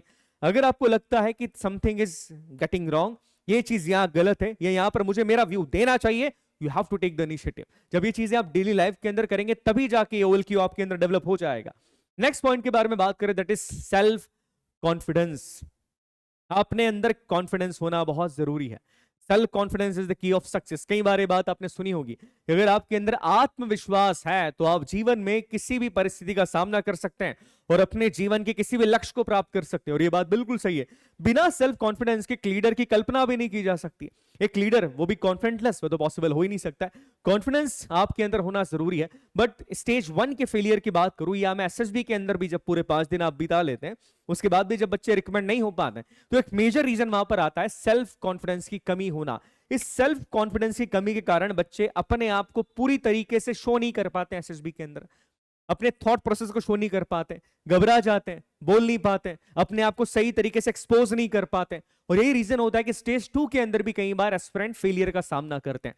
अब सेल्फ कॉन्फिडेंस को बढ़ाने के वैसे तो कई सारे तरीके होते हैं, बट इसमें से कुछ इफेक्टिव तरीकों के बारे में मैं बात करता हूं जो कि आप डेली लाइफ के अंदर अपना सकते हैं। Number 1, set achievable goals. कई बार क्या होता है कि हम लोग ऐसे गोल सेट कर लेते हैं विच इज नॉट अचीवेबल। आप बहुत बड़ा टारगेट सेट कर लेते हैं कि एक ही दिन के अंदर मैं पूरी टॉपिक कंप्लीट कर दूंगा, एक ही दिन में साहब मैं बॉडी बना लूंगा अपनी, एक ही दिन के अंदर मैं 4 घंटे एक्सरसाइज कर लूंगा, एक ही दिन के अंदर मैं 10 किलोमीटर दौड़ लूंगा। ये पॉसिबल नहीं है। आप अचीवेबल गोल्स को सेट करना शुरू कीजिए। जब आप इन स्मॉल स्मॉल गोल्स को, जो कि अचीवेबल है, जब आप इन्हें अचीव करते जाते हैं ना, धीरे धीरे आपका सेल्फ कॉन्फिडेंस बढ़ता जाता है। अब आपको इंग्लिश नहीं आती, मैं एग्जाम्पल की बात कर रहा हूं। अब आपको इंग्लिश नहीं आती, आप ये सोचे कि एक ही दिन के अंदर मैं सेंटेंस बोलना सीख जाऊंगा, तो ये पॉसिबल नहीं होता है कि मैं एक दिन के अंदर इंग्लिश बोलना सीख जाऊं या मैं 10 से 20 लाइन इंग्लिश की लगातार बोल दूंगा, ये पॉसिबल नहीं है। आपने बहुत बड़ा गोल सेट कर लिया, आप छोटे गोल सेट कीजिए कि आज मैं 10 वोकैब के वर्ड सीखूंगा और इन 10 वोकैब के वर्ड से मैं 10 लाइन लिखने की कोशिश करूंगा। ये छोटा गोल जब आप सेट कर लेते हैं तो धीरे धीरे आपका कॉन्फिडेंस बढ़ता जाता है। जैसे जैसे कॉन्फिडेंस बढ़ता जा रहा है वैसे वैसे फिर आप अपने गोल को आगे बढ़ा सकते हैं। तो याद रखिएगा, अचीवेबल गोल्स को सेट करना, ये सेल्फ कॉन्फिडेंस गोल को बढ़ाना, ये सेल्फ कॉन्फिडेंस को बढ़ाना, इसका सबसे बेहतरीन तरीका माना जाता है। दूसरी बात, दैट इज स्कैपिज्म। ये एक नेगेटिव क्वालिटी है जो कई सारे एस्पिरेंट के अंदर होती है। It's not a quality, basically it's a trait. ये एक नेगेटिव लक्षण होता है। स्कैपिज्म का मतलब होता है कि परिस्थितियों का सामना करने से बचना और किसी भी परिस्थिति को देख के भाग जाना। सिचुएशन आपके सामने आई, आप स्केप हो गए, अच्छा ये करना था, आप स्केप हो गए। इस स्कैपिज्म से आपको बचना पड़ेगा। एग्जाम्पल की बात करें, आपको आज परसों आपका एग्जामिनेशन है, एग्जामिनेशन परसों है आपका, अब आपके 3 चैप्टर्स कंप्लीट नहीं है, बट आप क्या करेंगे? कई एस्पिरेंट ऐसे होंगे जो इसे एज अ चैलेंज की तरह लेंगे, बट कई इसे एज अ प्रॉब्लम की तरह लेंगे और स्केप कर जाएंगे कि ठीक है 3 चैप्टर्स नहीं आते, चलो मैं इनको चैप्टर्स को छोड़ के चला जाता हूँ। That is escapism. हम डेली लाइफ के अंदर भी कई सारी चीजें हमारे सामने आती है जिसको हम अवॉइड करने की कोशिश करते हैं, जिसका हम सामना नहीं करते, उस सिचुएशन से हम भागने की कोशिश करते हैं। और जब आप किसी सिचुएशन से भागते हो तो ये आपके कॉन्फिडेंस की कमी को दर्शाता है। अगर आपके अंदर आत्मविश्वास है तो आपको उस परिस्थिति को सामना करना ही पड़ेगा। आपके अंदर क्षमता होनी चाहिए कि मैं उस परिस्थिति का सामना कर सकता हूं। तो ट्राई कीजिए, ये जो स्कैपिज्म की आपकी कोर क्वालिटी है ना, कोर ट्रेट है बेसिकली, इसको अवॉइड करने की कोशिश कीजिए और इसे अपने जीवन से निकाल के फेंक दीजिए। इसके बाद focus on self care. Self care का मतलब यहां पर क्या है? सेल्फ केयर का मतलब यहां पर आपने फिजिकल और मेंटल डेवलपमेंट्स हैं। आप मेंटली अपने आप को डेवलप कीजिए। जब आप कुछ अचीव करते हैं, एकेडमिक्स के अंदर आप अच्छा अचीव कर रहे हैं या अगर आप फिजिकली कुछ अच्छा अचीव कर रहे हैं, आप आज रनिंग करने गए, आपने अच्छा अचीव कर लिया, आप 5 किलोमीटर दौड़ लिए, आज आप जिम गए, आपका वर्कआउट बहुत अच्छा हो गया। तो जब आप फिजिकली और मेंटली कुछ अचीव करते हैं तो आपका सेल्फ कॉन्फिडेंस धीरे धीरे बढ़ता जाता है। याद रखिएगा, मैं यहाँ पर फिजिकल फिटनेस पे ज्यादा ध्यान देने वाला हूँ। कोई भी फिजिकल फिटनेस का इक्विपमेंट आप यूज कर सकते हैं, किसी भी तरीके से आप अच्छी फिजिक को हासिल करने की कोशिश कीजिए, चाहे आप रनिंग कीजिए, आप जिम जाइए, किसी स्पोर्ट्स को पकड़ लीजिए। बिकॉज क्या होता है कि जब आप अपनी अच्छी फिजिक को काश में देखते हैं तो कॉन्फिडेंस अपने आप आ जाता है, और ये जो कॉन्फिडेंस है आपकी मेंटल स्ट्रेंथ से भी जुड़ा होता है। तो याद रखिएगा कि अपनी सेल्फ केयर करना जरूरी है। आप अपने आप को अच्छा बनाइए, अपने विचारों को अच्छा बनाइए, आप एकेडमिक्स के अंदर अच्छा परफॉर्म कीजिए, आप फिजिकली अच्छा परफॉर्म कीजिए जब आप स्पोर्ट्स के अंदर जाते हैं। तो इस तरीके से आप अपने सेल्फ कॉन्फिडेंस को डेवलप कर सकते हैं। इसके अलावा अगर हम बात करें, फोकस ऑन योर स्ट्रेंथ, अपनी स्ट्रेंथ पे फोकस कीजिए। कई बार एस्पिरेंट कॉन्फिडेंट क्यों नहीं होते? बिकॉज वो अपनी वीकनेस पे ज्यादा फोकस करते कि अरे मेरे अंदर ये वीकनेस है, ये वीकनेस के कारण तो मैं लाइफ में कुछ कर ही नहीं सकता। आपको वीकनेस से ज्यादा अपनी स्ट्रेंथ पे फोकस करना पड़ेगा कि that strength I have in me, ये स्ट्रेंथ मेरे अंदर है और इस स्ट्रेंथ के द्वारा मैं ये अचीव कर सकता हूं। जब आप अपनी स्ट्रेंथ पे कॉन्फिडेंस हो जाते हैं या अपनी स्ट्रेंथ पे आप कॉन्सेंट्रेट करना शुरू कर देते हैं तो देखिएगा आपका कॉन्फिडेंस लगातार बढ़ता जाता है। नेक्स्ट, इसके बारे में हमने बात कर ली, that is maintain a positive body language. जी हाँ, आपकी बॉडी लैंग्वेज आपके कॉन्फिडेंस को दर्शाती है और आपके कॉन्फिडेंस को बिल्डअप करने में भी काफी महत्वपूर्ण है। आपकी बॉडी लैंग्वेज बहुत सही होना चाहिए। देखिए, आपका जो एटीट्यूड है, आपका जो बिहेवियर है, वो आपकी बॉडी लैंग्वेज से भी रिफ्लेक्ट होता है। आपके बैठने का तरीका, आपके खड़े रहने का तरीका, आपके चलने का तरीका, आपके बात करने का तरीका, कि बात करते टाइम आपका चेहरा किस तरफ होता है, आपकी नजरें कहां जाती है, आप किस तरीके से मूवमेंट करते हैं, ये बॉडी लैंग्वेज आपके कॉन्फिडेंस को दर्शाती है। और जब आप अपनी बॉडी लैंग्वेज को सही कर लेते हैं तो धीरे धीरे आपका कॉन्फिडेंस लगातार बढ़ता जाता है। तो अगली बार से जब आप भी किसी से बात करें या अपनी क्लास के अंदर कोई स्पीच दें, अपनी बॉडी लैंग्वेज के ऊपर जरूर ध्यान रखिएगा। Next, visualise success. सक्सेस को विजुअलाइज करना ये सबसे बेहतरीन तरीका होता है मोटिवेटेड होने का। आप जो अचीव करना चाहते हैं, आप अपने आप को उस चीज में देखिए। आप आर्म फोर्सेस ज्वाइन करना चाहते हैं, आप अपने आप को उस यूनिफॉर्म के अंदर देखिए। जब आप ये चीज करते हैं ना, तो आप अपनी सक्सेस को विजुअलाइज कर रहे हैं और आपका कॉन्फिडेंस इससे बूस्ट होता है। यकीन मानिए, ये चीज साइकोलॉजिकल इंपैक्ट करती है और लगातार ये चीज आपके कॉन्फिडेंस को भी बूस्ट करती है। अगले OQ के बारे में बात करें, that is speed of decision. देखिए, फौज की बात की जाए, रियल लाइफ की बात की जाए, दो चीजें काफी इंपॉर्टेंट होती है। एक सही डिसीजन लेना, दूसरा समय के साथ डिसीजन लेना। आपका डिसीजन सही है, that is fine, but speed of decision भी आपके अंदर होना चाहिए।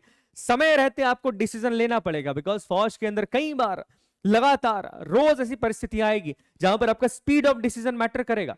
आपका डिसीजन सही तो होना चाहिए, बट आपको एक टाइम फ्रेम के अंदर डिसीजन लेना है। अब इस चीज को डेवलप कैसे किया जा सकता है? देखिए, कई बार तो एस्पिरेंट अगर रियल लाइफ की बात करें तो किसी भी डिसीजन को लेने में काफी डिले करते हैं। ये करना है चलो बाद में कर लेंगे, लेजीनेस दिखाई जाती है। आपको डिसीजन लेना है कोई कि आपको कौन सा स्ट्रीम लेना है, 12th के बाद 10th के बाद आप क्या करना चाहते हैं, आप किस स्ट्रीम के अंदर जाना चाहते हैं। कई एस्पिरेंट काफी डिले कर देते हैं, कुछ जल्द डिसीजन लेते हैं। इसका एक सिंपल सा एग्जांपल मैं बताता हूं, आपको एनडीए का फॉर्म फिल करना है, कई बच्चे उसको डिले करेंगे, they don't have the speed of decision. ये मैं बेसिकली प्रैक्टिकल बात कर रहा हूं, फौज के अंदर सिनेरियो अलग होता है। तो स्पीड ऑफ डिसीजन को बढ़ाने के लिए आप रियल लाइफ में क्या कर सकते हैं, देखिए सबसे पहली चीज, यूज द 1 मिनट रूल। इस रूल को ट्राई कीजिएगा, जब भी कोई सिचुएशन आपके सामने आती है ना, उसको एनालाइज करके 1 मिनट के अंदर उसका जवाब ढूंढने की कोशिश करो, 1 मिनट के अंदर डिसीजन लेने की कोशिश करो। आई नो बहुत सारे फेलियर्स आप फेल करने वाले हैं, बहुत फेलियर आप फेस करोगे इस चीज के अंदर, बट याद रखिएगा इन फेलियर के बाद आप फेल क्यों हुए ये एनालिसिस कर लेना।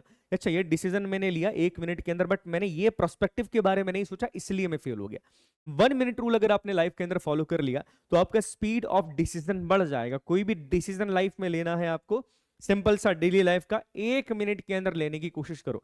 कई बार बच्चा कंफ्यूज है, कपड़े कौन से खरीदने वही समझ नहीं आ रहा, ये कलर या ये कलर। डिसीजन लीजिए, डिसीजन लेते टाइम कई सारे डायमेंशंस को ध्यान में रखना होता है। जैसे एग्जांपल की बात करें कि ये डिसीजन जो मैं ले रहा हूं इसका आफ्टर इंपैक्ट क्या पड़ने वाला है, इसके प्रॉस क्या है, इसके कॉन्स क्या है, इनपुट आउटपुट का रेशियो क्या है, ये चीजें आपको ध्यान रखनी होती, तब जाके आपका डिसीजन सही होता है। नेक्स्ट अप्लाई द, नेक्स्ट होगा use the risk reward ratio, जिसके बारे में हम लोग बात कर रहे थे कि रिस्क रिवॉर्ड का रेशियो क्या है। आप ये डिसीजन अगर मैं लेता हूं तो इसमें रिस्क कितना और इसमें रिवॉर्ड क्या है, ये चीज आप याद रखिएगा कि अगर मैं ये डिसीजन लेता हूं कि भैया मुझे ये चीज करनी है तो इसमें रिस्क कितना हो रहा है और इसमें रिवॉर्ड कितना मिल रहा है, और अगर मैं ये डिसीजन लेता हूं कि नहीं मुझे ये नहीं ये करना है तो उसमें रिस्क कितना है और मुझे रिवॉर्ड कितना मिल रहा है। जब आप इस रिस्क रिवॉर्ड रेशियो को, जिसे इनपुट आउटपुट रेशियो भी कहा जाता है, इसे ध्यान में रख के डिसीजन लेते हैं तो आपकी डिसीजन लेने की क्षमता भी बढ़ती है और आपका डिसीजन एक्यूरेट होने के साथ साथ स्पीडली भी हो जाता है।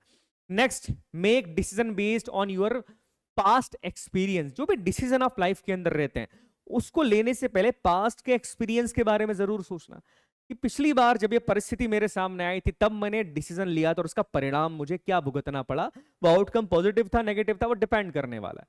तो ये एक बड़ा इंपॉर्टेंट चीज होती है कि स्पीड ऑफ डिसीजन को अगर आपको इंप्रूव करना है तो आपको पास्ट के डिसीजन के एक्सपीरियंस के ऊपर कई बार रिलाय रहना पड़ेगा।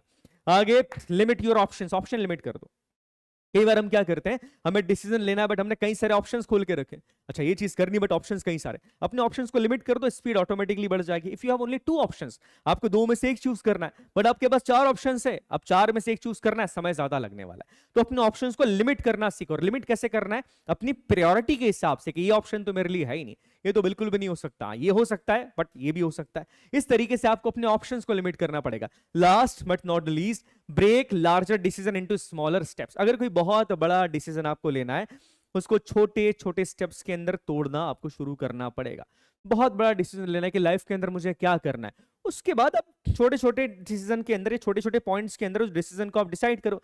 लाइफ के अंदर मुझे फाइनेंशियली क्या करना चाहता हूं, मैं लाइफ के अंदर अगर ये करना चाहता हूं तो मैं इससे क्या अचीव कर लूंगा, मैं पेरेंट्स को कहां पर देखना चाहता हूं, मैं अपने आप को कहां देखना चाहता हूं, मुझे फाइनेंशियली वेलनेस चाहिए या मुझे मेंटल पीस चाहिए। इस तरीके से जब आप किसी बड़े डिसीजन को छोटे छोटे पॉइंट्स के अंदर ब्रेक करते हैं, छोटे छोटे डिसीजंस के अंदर ब्रेक करते हैं, तो आप उस बड़े डिसीजन को आसानी से ले पाते हैं। क्यों? बिकॉज आप एनालिसिस कर लोगे ना, नहीं मुझे ये चाहिए बट ये चीज तो ये कह रही है, नहीं मुझे ये चाहिए बट ये चीज तो ये कह रही है। तो याद रखिएगा किसी भी बड़े डिसीजन को लेने से पहले आपको उसको छोटे छोटे स्मॉल स्टेप्स के अंदर तोड़ना जरूरी है। नेक्स्ट, OLQ के बारे में बात करें, that is ability to influence the group. किसी भी ग्रुप को इन्फ्लुएंस करने की क्षमता, एक लीडर के तौर पे आपके अंदर क्षमता होनी चाहिए कि आपके साथी, आपके कलीग्स आपसे इन्फ्लुएंस हो। आपकी बात को तभी मानेंगे जब वो आपसे इन्फ्लुएंस होंगे, और अगर आप किसी को इन्फ्लुएंस करना चाहते हैं अपनी बातों से तो आपके अंदर वो नॉलेज होना चाहिए। और इसीलिए इस क्वालिटी को अपने अंदर डेवलप करने के लिए 3 चीजें आपके अंदर होना चाहिए। नंबर 1 इज बी अपडेटेड, अपने आप को अपडेट रखिए। जो करंट अफेयर्स के अंदर चीजें चल रही है, जो नेशनल लेवल के ऊपर चीजें चल रही हैं, इंटरनेशनल चीजों के ऊपर लेवल के ऊपर चीजें चल रही है, अगर कोई मुद्दा है, कोई मुद्दा जो कि सोशल है, पॉलिटिकल है, उसके ऊपर आपको अपने आप को अवेयर रखना। जस्ट बी अवेयर, न्यूज़पेपर पढ़िए, रीडिंग करिए, न्यूज देखिए, इस तरीके से आप अपने आप को अवेयर रख सकते हैं। इसके अलावा आप अपने प्रोस्पेक्टिव्स के बारे में भी सोचिए। आप केवल ये नहीं कि न्यूज के अंदर आपने ये सुना और वही चीज आपने बता दी, आपका प्रोस्पेक्टिव उस चीज के ऊपर क्या है, और आप अपना प्रोस्पेक्टिव डेवलप कब कर सकते हो, जब आपको उस चीज के बारे में कोर बेसिक नॉलेज होता है। तो आप जब नॉलेज डेवलप करते हैं, आपका अपना प्रोस्पेक्टिव आप डेवलप करेंगे, इस तरीके से आप जब भी उस मुद्दे पे बात करेंगे किसी ग्रुप के सामने, आप पूरे ग्रुप को इन्फ्लुएंस कर सकते हैं। Last but not least, speak in your group with valid points. ये काफी इंपॉर्टेंट होता है। आप अपने ग्रुप के अंदर है, अब आपको क्या करना है, लोगों को इन्फ्लुएंस करना है। इन्फ्लुएंस करने के लिए केवल ये जरूरी नहीं होता है कि किसी मुद्दे पे आपने बात करना शुरू कर दी। आप उस मुद्दे पे बात कर रहे हैं, आप वैलिड पॉइंट्स के साथ बात कर रहे हैं कि नहीं कर रहे हैं, आपके जो पॉइंट्स है वो तर्क संगत है कि नहीं। याद आ गया, रीजनिंग एबिलिटी के बारे में हम यहाँ पर कहीं ना कहीं बात कर रहे हैं, तो आपके पॉइंट तर्क संगत होना चाहिए। जब आप इन तर्क संगत पॉइंट्स के साथ, जो कि वैलिड है, लग रहा है कि हाँ ये पॉइंट बिल्कुल सही प्रैक्टिकल है, जब आप इसके साथ बात करते तो आपका ग्रुप आपकी इन बातों से जरूर इन्फ्लुएंस होता है। तो इस तरीके से आप इस OLQ को अपनी डेली लाइफ के अंदर डेवलप कर सकते हैं। इसके बाद नेक्स्ट OLQ, दैट इज जिंदा दिली, लिवलीनेस, जिंदा दिली। देखिए जिंदा दिली का मतलब क्या होता है? जिंदा दिली का मतलब ये होता है कि हर किसी भी परिस्थिति के अंदर वो एक फायर आपके अंदर होना चाहिए। आप कभी भी डिमोटिवेटेड फील नहीं करते, आप कभी भी इस तरीके से फील नहीं करते कि लाइफ जो है वो बड़ी टीडियस हो गई है। इसके लिए जरूरी क्या, अपने अंदर के उस बच्चे को जिंदा रखना। लाइफ के अंदर खुल के हर एक्सपीरियंस को लेने की क्षमता आपके अंदर होना चाहिए। अपने आप को लिमिट मत करो कि नहीं मैं ये नहीं करता, मैं वो नहीं करता। पॉजिटिव चीजों के लिए बोल रहा हूं कि नहीं मैं बाहर घूमने नहीं जाता, नहीं मैं झूले के ऊपर नहीं झूलूंगा, नहीं मैं ग्राउंड के अंदर रनिंग नहीं करने जाता, नहीं मैं किसी से बात नहीं करता, नहीं मैं म्यूजिक नहीं सुनता। Don't do that thing. जब ये चीजें आप करते हैं ना, तो आप अपने आप को क्या कर रहे हैं, श्रिंक के अंदर लिमिट करते जा रहे हैं। आपको जिंदा दिल होना बहुत जरूरी है। उस बच्चे को अपने अंदर जिंदा रखिएगा। स्पोर्ट्स खेलिए, जो अच्छा लगता है वो चीज करिए, अपने आप को रिफ्रेश रखिए। आप रनिंग करिए, स्पोर्ट्स खेलिए, whatever you like, just try to do that. अपने आप को एक जिंदा दिल इंसान बनाने के लिए आपको अपने कंफर्ट जोन से भी कई बार बाहर आना पड़ेगा, बट ये चीज करिए। कई बार क्या होता है कि हम अपने आप को एक कमरे के अंदर बंद कर लेते हैं, और कमरे के अंदर बंद करने से ये OLQ आपके अंदर डेवलप नहीं होगा। अगर आपको इसको अपने अंदर डेवलप करना है तो याद रखिएगा, मैं हमेशा एक चीज कहता हूं, दो तरह की पढ़ाई होती है। एक पढ़ाई होती है कमरे के अंदर और किताबों के अंदर, एक होती है किताबों से बाहर। और इस OLQ को डेवलप करने के लिए आपको थोड़ा सा किताबों से बाहर आना पड़ेगा। वो जिंदा दिली आप अपने अंदर रखिएगा, बिकॉज वो जिंदा दिली ही आपको जिंदा रखती है। याद रखिएगा, अदरवाइज चीजें क्या हो जाती है, मोनोटोनियस हो जाती है। लगता है कि यार एक ही काम तो जिंदगी भर कर रहे हैं। तो इस क्वालिटी को डेवलप करने के लिए कुछ अलग से करने की जरूरत नहीं है। Sometimes you have to take the break. Okay, next OLQ के बारे में बात करें। चौथा डायनेमिक, हमारा चौथा जो फैक्टर है दैट इज डायनेमिक्स। इसमें मेजरली आपकी 3 कोर क्वालिटीज आएगी, that is determination, next is courage, third is stamina. चलिए इन क्वालिटीज के बारे में हम बात करते हैं। The next OLQ is determination. Determination का मतलब होता है दृढ़ निश्चय करना। चाहे परिस्थितियां कैसी भी हो, आप अपने गोल को अचीव जरूर करेंगे। चाहे कितने भी फेलियर सामने हो, किसी भी तरह की समस्या का सामना आपको करना पड़े, चाहे रास्ते में कितनी भी बाधाएं हो, उन बाधाओं को पार करके आप अपने गोल को अचीव करेंगे। यही आपके डिटर्मिनेशन को दर्शाता है कि फेलियर के बाद भी मोटिवेटेड रहना, 7 बार गिरने के बाद भी 8वीं बार उठ के खड़ा होकर कहना कि मैं अपने गोल को अचीव करूंगा, दैट इज द डिटर्मिनेशन। और ये कोर क्वालिटी एक अधिकारी के अंदर होना अत्यंत आवश्यक है। अब डिटर्मिनेशन को डेवलप करने के लिए वैसे तो कई सारी चीजें होती है, बट जो सबसे इंपॉर्टेंट चीज है जिसे मैंने खुद ने एक्सपीरियंस किया, that is push your self in daily task. Daily task के अंदर जितनी भी चीजें आप करते हैं, फॉर एग्जांपल बात करें कि आप रनिंग करते हैं, आप अपने आप को रनिंग के अंदर पुश कीजिए। आप पढ़ने बैठे, आपने सोचा कि मैं 3 घंटे पढ़ाई करूंगा, आप 4 घंटे पढ़ाई कीजिए। डेली टास्क के अंदर आप वेट उठाने, मान लीजिए 50-60 kg आप वेट उठा रहे हैं, आप इस बार 65 kg तक वेट उठाइए। डिटर्मिनेशन आप तभी पा सकते हैं जब आप अपने लिमिट से आगे जाने की कोशिश करते हैं, जब आप अपनी सेल्फ को पुश करते, अपने आप को पुश करिएगा, तभी आपके इस दृढ़ निश्चय की क्षमता बढ़ती है। याद रखिएगा, दृढ़ निश्चय का मतलब क्या है, कुछ भी हो जाए, I am going to achieve my goal. चाहे कुछ भी हो जाए, टास्क टेकन टास्क डन। चीजें किसी भी तरह की रहे, कितना भी फेलियर्स में फील कर रहा हूं, मैं डिमोटिवेटेड हूं, मोटिवेटेड, इट डजंट मैटर, मैं अपने गोल को अचीव करूंगा। इसको पाने का और इसको अचीव करने का, इस OLQ को अपने अंदर लेकर आने का दूसरा तरीका यह होता है that you need to develop a strong why. कि किसी काम को अगर आपने शुरू करा है तो आपने क्यों किया, आपका वाई बड़ा स्ट्रांग होना चाहिए। मैं हमेशा इस बारे में बात करता हूं, जितना वाई आपका स्ट्रांग होगा उतना ज्यादा आप मोटिवेटेड रहने वाले। मुझे आर्म फोर्सेस ज्वाइन करनी है, बट क्यों करनी है, आपका वाई बड़ा स्ट्रांग होना चाहिए। और अगर आपका वाई स्ट्रांग है तो आप डिटर्मिनेंट ऑटोमेटिकली हो जाते हैं। तो अपने वाई को बड़ा स्ट्रांग रखिएगा। जो भी काम आप करते हैं उसका वाई बड़ा इंपॉर्टेंट होता है, और उस वाई को हमेशा याद रखिए। जब भी आप कमजोर फील करें, जब भी आप डिमोटिवेटेड फील करें, जब भी आपको लगे कि अब मुझे हार मान लेना चाहिए, वो वाई आपका इतना स्ट्रांग होना चाहिए कि वो वाई आपको याद दिलाए कि मैंने शुरुआत कहां से करी थी। और मोटिवेटेड रहने के लिए मेरे हिसाब से किसी भी चीज की जरूरत नहीं होती है, you just need to be discipline.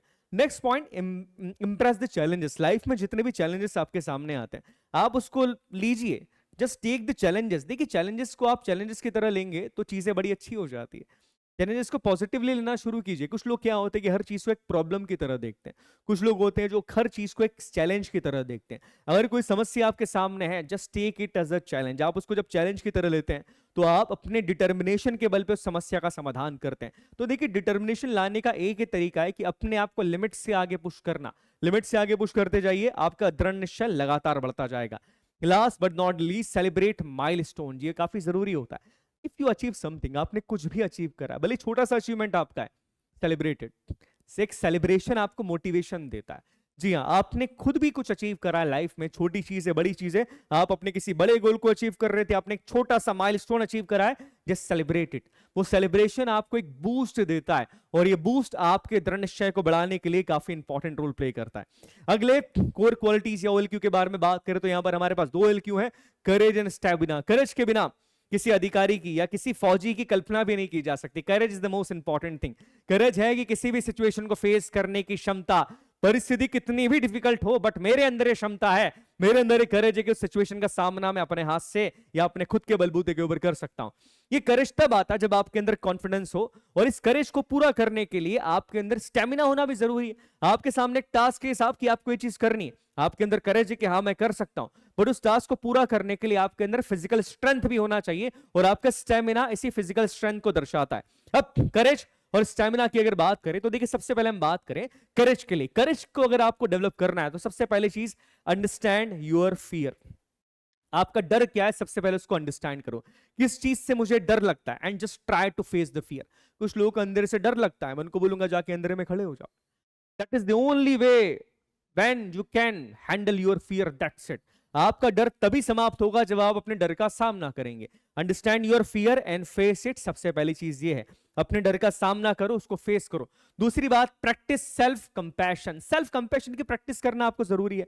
अपने आप को सेल्फ कंपैशनेट बनाने की कोशिश कीजिए। इस तरीके से भी आप अपनी स्कोर क्वालिटी को बढ़ा सकते हैं। करेज आपका तभी बढ़ेगा जब किसी डिफिकल्ट सिचुएशन का सामना करने के लिए आप कहते हैं हाँ साहब मैं इस सिचुएशन का सामना कर सकता हूं। इसके अलावा स्टेमिना बढ़ाने के लिए सबसे इंपॉर्टेंट चीज है, आपको वर्कआउट करना पड़ेगा। अपनी फिजिकल हेल्थ के ऊपर ध्यान रखिए, किसी भी स्पोर्ट्स को खेलिए। इसके अलावा Impress the challenges. Challenges life के अंदर लीजिए, कोई भी चैलेंज आ रहा है जस्ट टेक इट करेजियसली। आप डरिए मत किसी भी चीज से कि नहीं मुझे डर लग रहा है, अच्छा इतने टाइम में एग्जाम में कैसे क्रैक कर पाऊंगा, ये तो मैं कर ही नहीं सकता। नेवर से नो, कभी भी ना मत कीजिए। किसी भी अच्छी चीज के लिए ना नहीं कहना चाहिए। अगर कोई चीज एक चैलेंज के तौर पे आपके सामने आ रही है, जस्ट से इट कि हाँ मैं चीज कर सकता हूं, at least I am going to try. जब आप ट्राई करते हैं, ट्राई करने के बाद फेल हो रहे, पास हो रहे, it literally doesn't matter, at least you have tried, और यहां से आपकी करेज दिख जाता है। तो याद रखिएगा, करेजियस होने के लिए जंग के मैदान में जीतना जरूरी नहीं होता है। अगर आप हारे हैं, आप जंग के मैदान में गए भी हैं, ये भी आपके करेज को दिखाता है।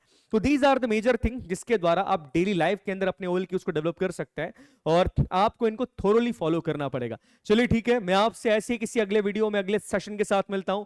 आप सभी अपना ध्यान रखिएगा, तब तक के लिए जय हिंद, जय भारत, भारत माता की जय।